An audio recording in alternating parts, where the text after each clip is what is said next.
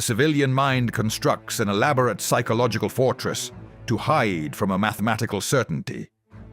They look at the timeline of their own existence and view the final exile not as an inevitability, but as a variable that can be infinitely delayed through compliance. They call it prudence.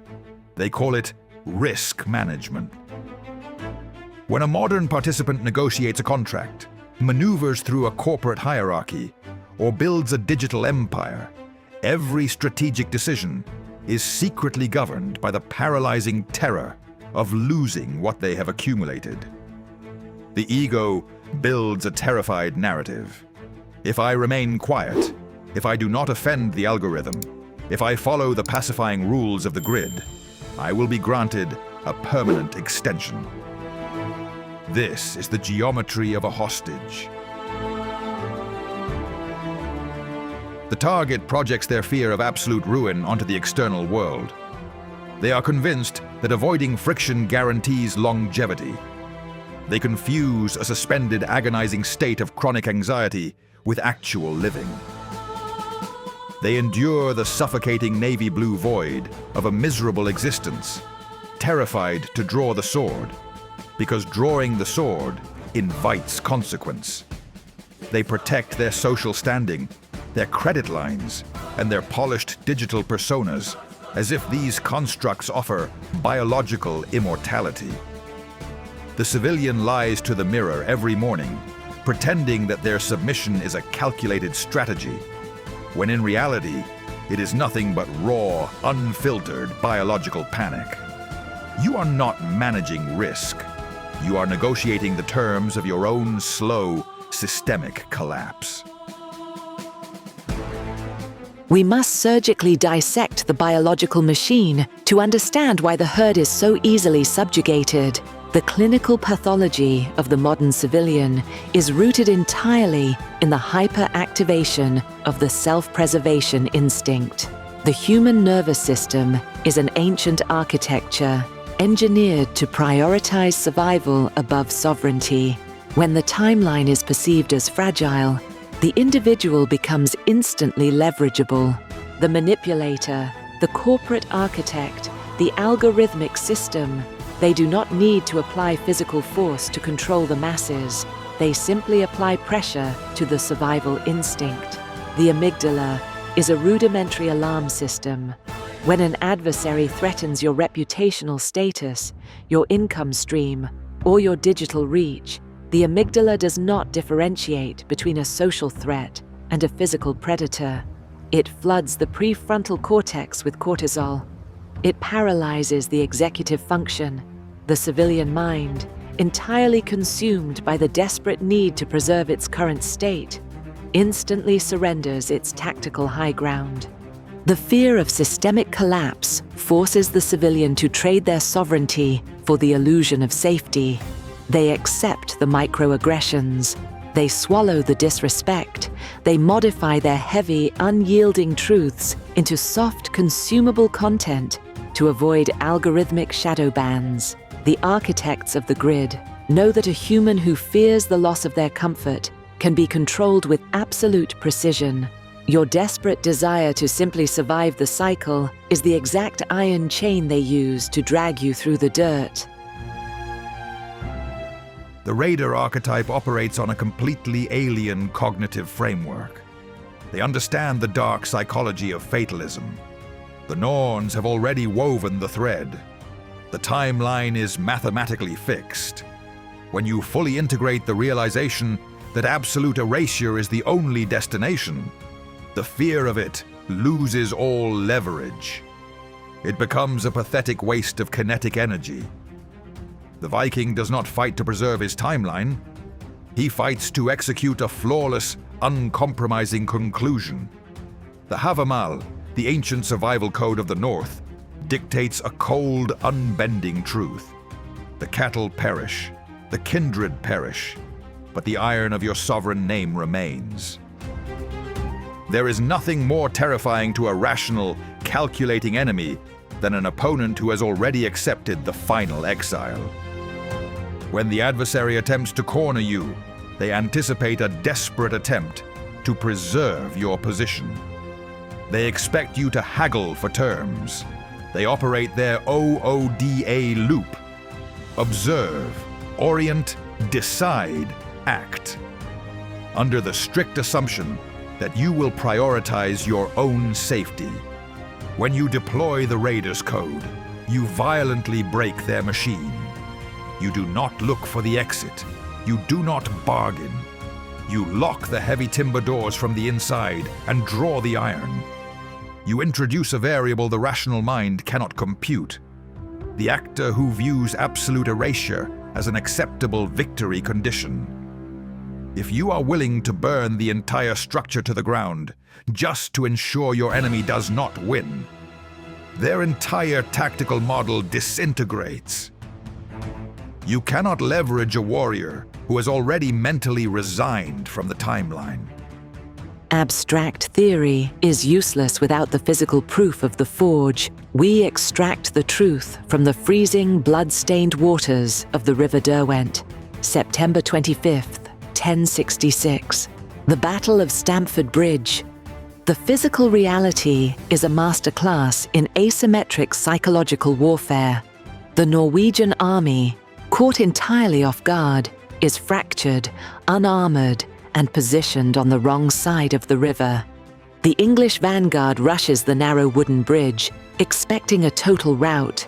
The tactical math dictates absolute, unmitigated ruin for the Norsemen. The English commander calculates a swift victory based on the sheer volume of his advancing phalanx. A single, nameless Viking berserker steps into the narrow path of the bridge. He is isolated. He has no supply line. He faces a wall of iron and thousands of highly trained men. The rational English commander expects the man to retreat or to be instantly crushed by the systemic weight of the army. He does not retreat. He enters a state of hyperkinetic, calculated dominance. He holds the bridge alone. He is not fighting with the objective of surviving the hour. He has already accepted his departure from the living. His only objective is to hold the choke point long enough for his kin to organize a defensive perimeter. He slaughters 40 men with a heavy Dane axe. The English army undergoes total psychological paralysis. They are not stopped by a physical barricade. They are stopped by the terrifying atmospheric pressure of a single human being who does not fear the void. They cannot comprehend his mechanics. They shoot arrows. He absorbs them. They push forward. He hacks their shields to splinters. It takes an hour for a soldier to float under the bridge in a barrel and thrust a spear up through the timber planks to finally sever the berserker's timeline. The damage to the English psyche is already permanent. He proved that a warrior who draws his sword with the absolute final commitment of the end creates a spatial perimeter that the rational mind cannot breach. He was erased, but he dictated the terms of the engagement. This clinical diagnostic targets the modern male architecture. You are a creature of deferred gratification, completely domesticated by the promise of future security. You save your capital, you wait your turn. You endure the suffocating boredom of the corporate hierarchy, all for the promise of a retirement that may never materialize. You trade the kinetic, explosive potential of your prime for the sedentary safety of your later years. You are being harvested. The architects of the modern grid rely on your passive endurance to fuel their own empires.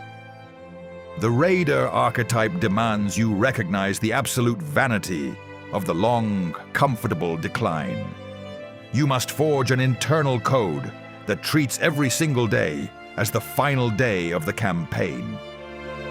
When the corporation threatens your status, when the system attempts to coerce your compliance through the fear of reputational ruin or financial instability, you do not acquiesce. You look the architect in the eye, and you hand him the match. You weaponize your willingness to walk away from everything.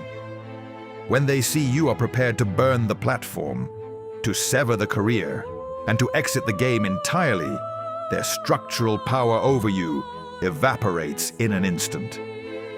The man who cannot be controlled is the man who has already counted his losses and found them completely irrelevant.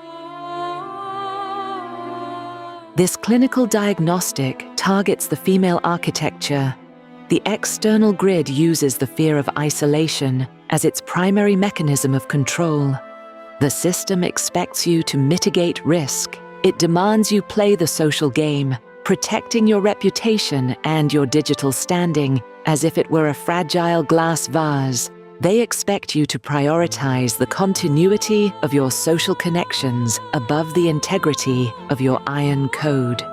They leverage your biological drive for community, threatening you with the cold silence of exile if you refuse to comply with the mandated groupthink. Shatter the expectation. Look to the legacy of Havor. The iron of the legendary sword Turfing was not forged for a life of ease. It was forged for the barrow. The legend dictates that the iron once drawn cannot be returned to the scabbard without a life being taken. It is the ultimate uncompromising commitment to the strike. Your honor is not defined by how safely you manage the politics of the room or how perfectly you curate your aesthetic. It is defined by the absolute boundary you establish when the adversary attempts to force your capitulation. When they threaten your position, do not negotiate. Draw the iron. Let them see a resolve so cold, so entirely detached from the need for their approval, that they realize the cost of their aggression is mathematically higher than they are willing to pay. A woman who accepts the finality of the strike is the undisputed architect of her own citadel. We bring this weapon into the 2026 arena.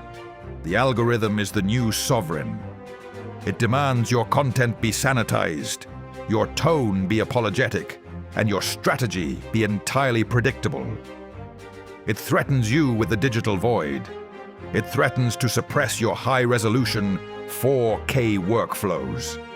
It threatens to bury your carefully constructed audio landscapes under the weight of algorithmic shadow bands. The masses obey because they are terrified of the silence. They fear the loss of their digital status more than they fear the loss of their own authenticity. You will use this agonizing friction as your absolute strategic advantage. Do not compete for the validation of the feed. Operate with the mathematical assumption that your entire digital library could be obliterated by tomorrow morning. Within the next 24 hours, sever your reliance on the algorithmic feedback loop. If you manage a digital library or produce heavy 4K video content, manually delete the analytics tracking applications from your mobile device. Produce your next high-value asset, render it in flawless, uncompromising quality, and deploy it into the network without checking a single metric for 72 hours. Operate entirely in the dark. Assume the project will generate zero validation. Execute the labor solely for the perfection of the forge. Break the dopamine dependency on the crowd's reaction, and watch how quickly the anxiety of failure evaporates when you accept the void as your baseline. There is a profound, explosive liberation in the realization that the worst-case scenario has already been factored into your calculus. When you stop fearing your own absolute erasure, the suffocating weight of modern anxiety is instantly annihilated. You ascend to an untouchable state of sovereign power. You no longer move through the world playing defense. You look at the towering architecture of the system, the panicked adversaries attempting to leverage your civility, and you feel nothing but a cold, quiet amusement. This is the roar of the forge. You realize that your willingness to embrace the end was not a surrender. It was the exact mechanism of your ultimate liberation. You have reclaimed your kinetic potential from the masters who sought to keep you docile through fear. You are the sovereign anomaly. You stand in the center of the grid, entirely whole, commanding the chaos, answering to no one but the iron code you forged in the dark.